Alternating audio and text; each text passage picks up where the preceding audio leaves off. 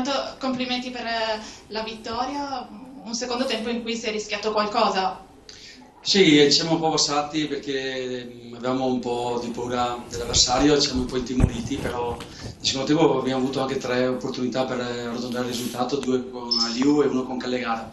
Però come dicevo già in settimana anche contro Vigasio ci siamo un po' passati troppo e oggi abbiamo fatto la stessa cosa, forse un po' per la paura del risultato. È chiaro che questa fase qua dobbiamo migliorarla e sicuramente ci stiamo lavorando. Ci vuole un po' più coraggio in certi momenti e anche la gestione della palla in certi momenti deve essere fatta in maniera diversa, però ci stiamo lavorando. Quindi questa è la cosa che ti è piaciuta meno della squadra. Sì, non avere magari quella personalità di gestire un po' il risultato magari con un baricentro di 20-30 metri più alto, però sapevamo che loro avevano anche dei giocatori di fisicità che ce la potevano giocare sulle palle alte, quindi magari Bedin, Tanasa e anche Pignat alla fine ci siamo un po' passati anche per contrastare queste giocate aeree. Però ripeto, io sono contento del risultato e sono contento per i ragazzi perché comunque prima in casa con una squadra temibile come il Belluno, quindi è una partita che vale doppio. Un gran giocatore là davanti, Lauria.